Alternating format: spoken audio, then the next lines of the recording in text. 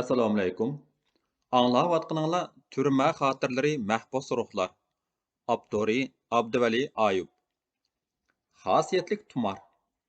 Məşq kamerada Tahir Kamның qışida həftə turub, yana burunqi kamerga Ablis Kamның qışığa qaytıb çıxdım. Gerçi Tahir Kamның qızğın turqi, qızlıq çaqçaqları və coşqun keyfiyyatidan məhrum qalğan bolsammı, ruhlanalmasammı, u kamerda күндە bo'ladigan rahimsiz mashqlantirishlarni, jazolashlarni, varqirash jarqirashlarni ko'rishdan qutulganimga xush edim. 2014 yil iyunning oxirgi kunlari edi. Atiganda nashta qilyotsak, kamer jalaqlab ichildi. Hammamiz darhol qochilarimizni tashlab, eshikning ikki tarafida diqqatga tizildik. Eshikda egiz bo'y bir bolaning kava chechki kiyimlik turqi ko'rindi. Bu siyosiy mahbuslarning kiyimi edi. Hey, yana bir betalay Uyg'ur siyosiy bo'lib qo'lga tushib qopti-da, dedim ichimda ulug' kichiktinib. Yeni mahbusning vurtlari amdila xat tartgan edi. Shu yoshdagi jiyanlarim esimga keldi. Men ularning suydikini kechib o'ynashlaridan tartib, pardaga o't qo'yishlari va maktabga bormay o'yinchoqxonaga qochib ansirtishlariga qadar shohid bo'lganim uchun bir bolani mushu yoshga yetkazishning naqadar ta'sirini bilatdim. Bir ota-ona bo'lg'uchiga amdila deb yigit bo'lgan o'g'ilga Мәсліке келіп олтырғанда көрілген бұл палакет иғыр келетті. Бечарының ата-анысы, болыпмы кече ұқлымай бөшкінің бешіда түніп шыққан анысы бетәләй, неме күнні көріп атқанды, дегенлерні ойлыдым. Әммейлін гүндіпайны көріп, камер ішкінің ішкі тәрпіге тізіліп, тәрбиячі, яқшымысыз, деп варқырдық. У бала башнымы чангалламай, ятаққа кірген оқуғычдек, камерға кіріп, nima qilarini bilmay turibla qoldi. Uning ismi Yaqubjon bo'lib, Gundupayning aytishicha Guangzhoudan tutilgan ekan. Uni bir qancha kundan keyin Xotanga elib mang'armish. Oblizkam mundaqlab bir ko'z ishorati qilib edi. Farmon kutib turgan bir pomzak Xitoy Yaqubjonni yalang'ashlashga boshladi. Uni xijolat bo'lmasin deb tomga qarab oldim. Bir chog'da qaras-qurus qilgan ovoz chiqib qoldi. Qarsam ikki Xitoy uning qo'lini qayirib, ostiga besibapti. Itilib berib, berining shillisidan tartib qo'pirvatdim. Yana beri paylimga qarab darhol qo'lini bo'shatdi. Maqsadiga yetolmagan pomzak bir manga, bir Abdulkamga qarab turib qoldi. Bir chetda qarab turgan Abdulkamning zo'riqib yo'talgan ovozi anglandi. Uning chiroyi qaradab, bir manga, bir qo'lchamoq pomzakka bir nimalarni deyishga tamshilib bo'lib, to'xtab qoldi. Pomzakning qo'lida chiroyli kashlangan yurak shakllik bir tumar turatdi. Yaqubjanni o'rnidan turg'izib, tugilgan mushtlarini bo'shatdim. Andin chidivat, o'tib ketadi. Bu musht tugadigan bir yer emas, lav tishlaydigan yer, deb asta pichirildim. Qo'llari qayrilib bo'g'ishlanganda ko'zini mit qilmagan Yaqubjan menga qarab hollanib, o'ksib yig'lab ketdi. Bechoraning og'zi gapga kelmay, "Anam putib bergan tumarti, yiningdan ayrima deganti, anam deganlarni esadab aran deydi. Qaraganda u yegan tayoqqa emas, onasi o'z qo'li bilan putib bergan tumarni tortqizib qo'ygani uchun yig'layotgandek qiladi. Uning qandoq qilib tumarni kamerga ilib kiraliginiga hayron qoldim. Charaslab ketgan nervlarim bo'shab, o'zimga kelganimda qo'rqishga boshladim. Siyosiy mahbusga yon besish xatarlik edi.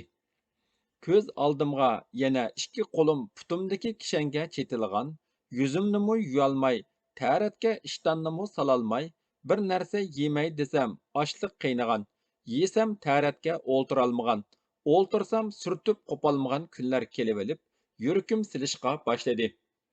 Asta yer tegidan Abdulkamga qaradim. U xuddi mening qarshimni kutib turgandekla, sizning dastingizdan bu kamerni boshqara olamdiman yo'q. İzzetingizni qilib, ha deb bersam, bir bid'at tumar uchun nimanchi qilasiz? Patanga menamsiz nima? deb gurkirdi. O'zim kamerda bo'lgan bilan as yodim ishikda edi. Menga uning nima deyishi emas, bunda pay kelsa nima deyishim, bo'lgan voqeani qandoq tushundirish muhim edi. Men burnimga purab turgan jazodan qandoq qilib osonroq qutulishning usulini o'ylayotdim. Yaqubjanni yalang'ochlagan Xitoylar tumarni o'rib-cho'rib masxara qilib, bir-biriga etishib, bir pas kulishmak qilgandan keyin bir-biriga qaratib tepkili turdi. Yaqubjanning xirtildab yig'ilgan edi. Oradan birer minut o'tib, tumar uning oldiga kelib qoldi. U darhol qo'lini uzatgan edi. Pomzak Xitoy chaqqanlik bilan Yaqubjanning qo'liga dasib oldi-da, tumshug'iga birini tepdi. Qolganlar o'lishib kelib, Yaqubjanning o'ng kelgan yeriga tepishga boshladi. Oldi keynini o'ylashqimi ulgurmay, o'zimni og'zi burni qon yotgan Yaqubjonga otdim. Kamirdagi ala to'polon ochqushlar sharaqlab eshik ochilganda to'xtadi. Tipiklarda egilib ketgan ko'zoynakimni taqab bo'lgacha bir gundupay kelib, shillamdan tutgan peti kamirdan elib chiqib ketdi. Tumar vaqasi meni yana bir qitim baloga qo'ydigandek qiladi. Qoida bo'yicha beshimni changallab, gundupayning oldiga tushib mandim. Bu qitim balkim yo'lvoz o'rindiqqa bog'lab qo'yar yoki Yahov deb ataladigan yolg'iz kishilik derizsiz kamirga put qo'limni chitib solib etar. Kamirda mayli haq gap qilay yoki nohaqchilikka qarshi turay, jazolang'uchi yanala men ekanman. Shu kungacha mayli nima qilgan bo'lay, o'zimni baloga tiqqandan boshqa hech bir masala hal bo'lmabdi.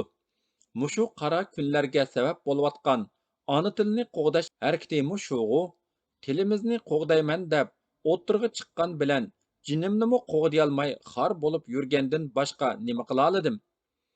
Xitoy gundupay unsiz orqamdan keladi. Koridor borgancha uzrab, texmu gerimsanlashib ketgandek to'ylatdi.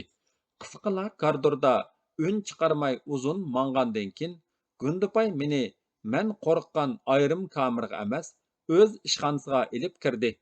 Dariza echitilgan bo'lib, sahar quyoshi marab turgan gullarning bargida uzum yaproqlarida parqiraydi.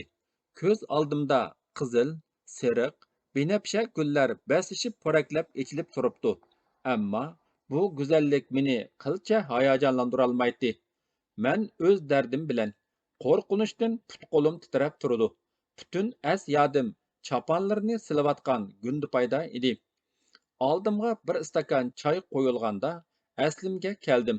Bundaq muomala o'ngimda emas, tushimdimi mumkin emas edi.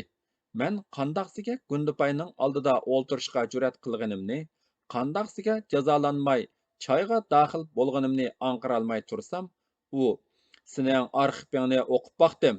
Men uchratgan mahbuslar ichida sendek g'oyasi uchun qamalgan birimi yo'q. Sening siyosiy maydoningga qiziqmayman. Faqat bugun qilganingga qarab, seni yaxshi odamkan dedim. Men boshqalarga ziyonkashlik qilganga o'ch. Bizda yaxshilikqa yaxshilik, yomonlikqa yomonlik qaytidi degan gap bor. Sening u yangi mahbusni tayoqdan saqlab qolganingni xizmatim sababli to'g'ri deyolmasammi, u sababdan seni jazolash mening prinsipimga uyg'un kelmaydi. Seni u kamirdan bo'shroq kamirga yo'tkab qo'yay.